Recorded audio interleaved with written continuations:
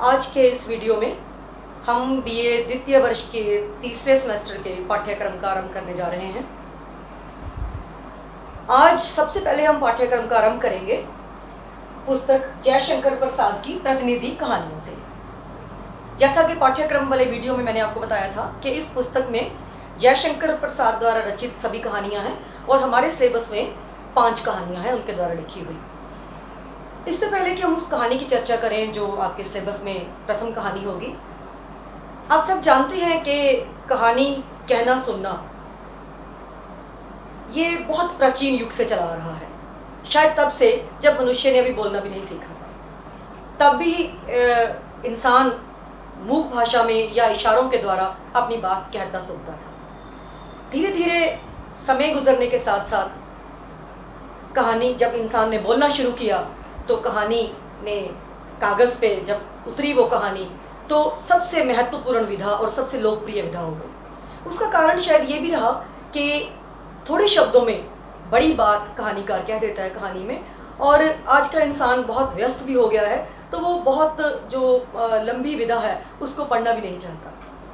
लेकिन शुरू की जो कहानी थी वो या तो जासूसी उस पर लिखी जाती थी विषयों पे, या वो जादूगरों से संबंधित थी, या परियों की कहानी थी, या राजा रानियों की कहानी थी। लेकिन समय के गुजरने के साथ साथ कहानी विधा में एक बदलाव आया।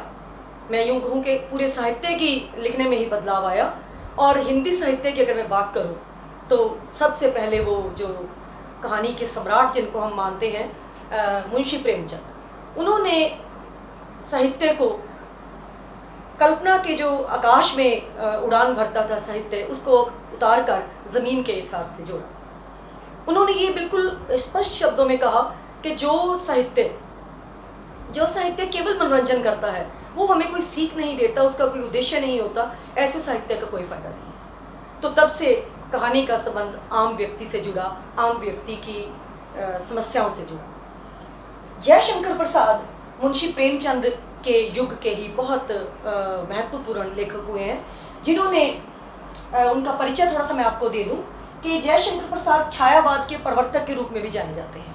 छायावाद हिंदी साहित्य के आधुनिक काल की एक काव्य धारा है जो बहुत लंबे समय चली, बड़ी महत्वपूर्ण काव्य धारा थी। और इनका जन्म वाराणसी के में एक बड़ा संपन्न वैश्य परिवार था, वहाँ हुआ। इन्होंने बहुत सारी काव्य पुस्तकें, बहुत सारे कहानी संग्रह और बहुत सारे नाटक उपन्यासों की रचना की। इनकी अगर विशेषताओं की हम बात करें तो बहुत इन्होंने अपनी लगभग सभी रचनाओं में, स्पेशली अगर मैं नाटकों और कहानियों की बात करूं, तो उन्होंने अतीत का गौरवगान किया है। अतीत का गौरवगान मतलब उन्होंने उन वाक्यों को, उन इंसिडेंट्स को अपनी कहानियों में, अपनी रचनाओं में, अपने नाटकों का विषय बनाया जो बड़े महत्वपूर्ण थे, जो हमें कोई सीख देने वाले थे, जो हमारे अंदर देश प्रेम की भावना को भरने वाले थे। और इनकी कहानियों में, इनके नाटकों में हमें इतिहास और कल्पना का बड़ा सुंदर जो समन्वय है वो भी देखने को मिलता है। अगली विशेषता की अगर मैं बात करूं तो राष्ट्रीय भावना, मानवतावाद की अगर हम बात करते हैं तो इनकी रचनाओं में छुआछूत की समस्या की बात हुई है, नारी का इन्होंने गौरवगान किया है, और ऊंच नीच के विरोध में भी इन्होंने काफ़ी लिखा है। इसके बाद समाज और संस्कृति के चित्रकार, प्रसाद को विशेष रूप से समाज और संस्कृति का वाहक रचनाकार माना जाता है। इन्होंने ये माना कि जो व्यक्ति है वो समाज से बड़ा कभी नहीं हो सकता। व्यक्ति को हमेशा ही समाज, देश और राष्ट्र के लिए जो अपने व्यक्तिगत हित हैं उनको कुर्बान करते हुए देरी नहीं लगानी चाहिए। उसके लिए हमेशा देश, समाज और राष्ट्र अपने स्वार्थ से बढ़कर होना चाहिए। और भाषा शैली की अगर मैं उनकी बात करूं तो बहुत ही खूबसूरत भाषा शैली में इन्होंने लिखा है, क्योंकि भाषा किसी भी रचना की जान होती है। और जयशंकर प्रसाद की भाषा, बहुत सारे आलोचक ये भी कहते हैं कि इनकी भाषा थोड़ी सी कठिन लगती है विद्यार्थियों को, लेकिन ऐसा नहीं है। हाँ, इनकी भाषा थोड़ी सी तत्संप्रधान है, थोड़ी सी संस्कृत मिश्रित है, लेकिन पढ़ने में कोई ऐसी मुश्किल नहीं आती। तो आज की जो हम हमारे सिलेबस में जो इनकी पहली कहानी है हम उसकी बात करेंगे।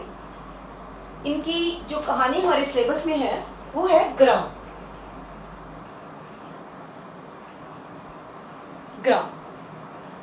ग्राम मतलब गांव। कहानी के उद्देश्य की बात अगर मैं पहले करूं तो उससे पहले मैं प्रिय विद्यार्थियों आपको थोड़ा-सा कहानी का सार बताना चाहूँगी, ताकि आप कहानी का जो कथ्य है वो और जो कहानी का कथा वस्तु है उससे थोड़ा-सा परिचित हो सकें।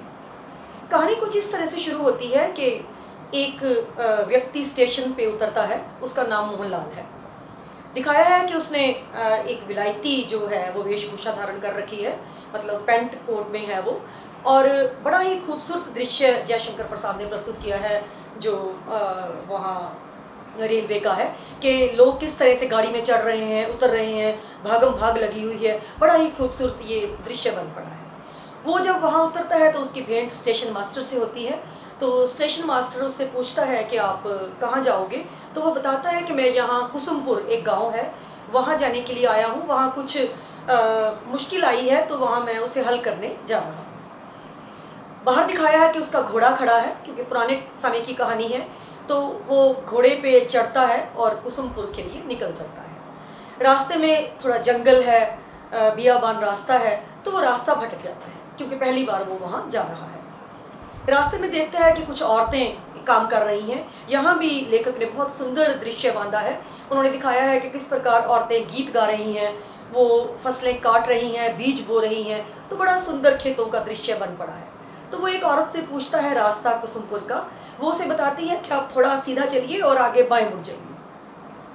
वो अपने घोड़े पे चल निकलता है, लेकिन थोड़ा दूर जाकर वो फिर रास्ता भटक जाता है, क्योंकि रास्ता थोड़ा दुर्गम है, कठिन है। तो आगे चलकर वो देखता है कि थोड़े से बच्चे आपस में खेल रहे हैं। वो वहाँ खेलते हुए एक लड़की को आवाज़ देता है जो लगभग 15 वर्ष की है, वो उससे रास्ता पूछता है। तो वो कहती है कि मुझे तो नहीं बताना आता, लेकिन मेरी माँ आपको ज़रूर अच्छी तरह से रास्ता बता सकती है। तो वो कहता है कि क्या आप मुझे अपनी माँ के पास ले चलेंगी? वो उसे ले जाती है, और जब वो उसकी माँ के पास पहुँचता है, तो दिखाया है कि वो एक 51 वर्ष की औरत है, जिसके चेहरे पे बहुत तेज है। तो वो जब उसके पास पहुँचता है तो कहता है कि कृपया क्या आप मुझे कुसुमपुर का रास्ता बताएँगी? जब वो कुसुमपुर का नाम लेता है, तो औरत की आँखें छलछला उठती हैं, वो रोने लगती है। वो बड़ा हैरान होता है कि मैंने तो सिर्फ़ रास्ता पूछा है। तो वो उससे पूछता है कि क्या हुआ? क्या मैं आपके रोने की वजह जान सकता हूँ? वो कुछ नहीं बोलती, लेकिन उसके बहुत आग्रह करने पर वो उसे बताती है कि कुसुमपुर ने मेरा सब कुछ छीन लिया था। वो बताती है कि मेरा पति और मैं अपने बच्चों के साथ हम वहाँ रहते थे, लेकिन मेरे पति ने उस गाँव का जो ज़मींदार था, उससे कुछ कर्ज़ ले रखा था, और जब कुछ वर्षों बाद मेरे पति को वो कर्ज़ लौटाना याद आया, तो वो लौटाने गया, उसने पैसे इकट्ठे कर लिए, लेकिन जो ज़मींदार था, उसने वो कर्ज़ लेने से इनकार कर दिया, क्योंकि उसके मन में चालाकी थी। उसने कहा कि कोई बात नहीं, अभी तुम वापस चलो, मैं बाद में ले लूँगा। इस बात को चलते-चलते कुछ समय बीत गया। जो पैसे उसने इकट्ठे किए थे, वो पैसे उसके पति के पास समाप्त हो गए, और फिर इतने में ज़मींदार ने जो चालाकी चलनी थी, उसने ये किया कि उसने बड़े सस्ते भावों में कुसुमपुर को किसी और को बेच दिया। लेकिन वो जो उस औरत का पति था, वो उस कुसुमपुर का भूस्वामी था, और एक प्रधान भी था वो पूरे गाँव का। तो ये वो सदमा बर्दाश्त नहीं कर सका, क्योंकि एकदम से उस पर बहुत गरीबी आ गई, और उसे दिल का दौरा पड़ा और उसने दम तोड़ दिया। उस औरत ने कहा कि फिर, लेकिन मैं उसके पास नहीं गई, ज़मींदार के पास, कोई भी उसके पास मैं झुकी नहीं जाकर, हमने वो कुसुमपुर फिर छोड़ दिया। फिर हम यहाँ आकर बस गए, और यहाँ का ज़मींदार बहुत अच्छा है, उसने हमें थोड़ी सी ज़मीन दे दी, और अब मैं यहीं रहती हूँ। तो वो जब उसने व्यक्ति ने, मोहनलाल ने ये बात सुनी, तो उसका चेहरा शर्म से झुक गया। वो इसलिए क्योंकि जिस ज़मींदार की कहानी वो औरत उसे बता रही थी, वो और कोई नहीं, उसका पिता कुंदनलाल था। वो इतना भारी मन से वहाँ उठा। जब वो रास्ते में चला जा रहा है, कहानी यहाँ समाप्त होती है।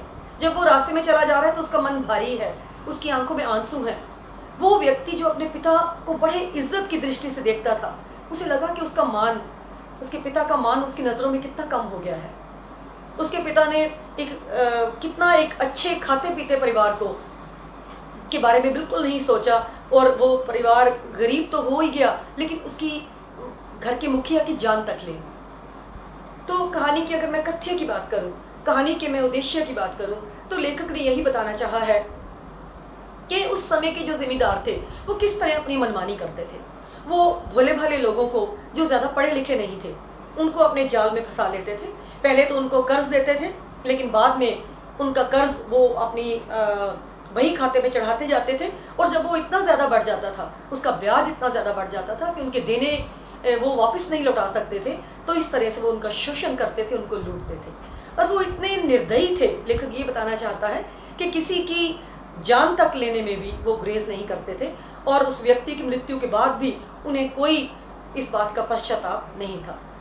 तो साथ में एक ये भी लेखक बताना चाहता है लेकिन कि इंसान अगर गरीब भी होता है, लेकिन वो अपने स्वाभिमान को नहीं छोड़ता। उस औरत के बारे में बताया है कि चाहे उसका पति की मृत्यु हो जाती है, उन्हें कुसुमपुर छोड़ना पड़ता है, लेकिन वो ज़िम्मेदार के पास घुटने नहीं टेकती, उसके पास जाकर झुकती नहीं, बल्कि दोबारा से नए सिरे से ज़िंदगी शुरू करती है और अपने बच्चों का लालन-पोषण करती है। एक बात लेखक हमें ये भी बताना चाहता है कि सभी एक जैसे नहीं होते। जो पुरानी पीढ़ी है उसके विचार और थे, लेकिन उसका बेटा, उसने इस औरत के दर्द को महसूस किया, और वो अपने पिता की उस बात को सुनकर जो उसने उसके प्रति की, उस व्यक्ति के प्रति, और वो उसकी मृत्यु का कारण बनी, उसके प्रति वो लज्जित होता है। तो आज की इस कक्षा में हमने जयशंकर प्रसाद की जो किताब आपके पाठ्यक्रम में है, जयशंकर प्रसाद की प्रतिनिधि कहानियाँ, उसकी प्रथम कहानी ग्राम, उस पर हमने चर्चा की। आशा है आपको ये सब जो मैंने कहा वो आपको समझ में आया हो। धन्यवाद।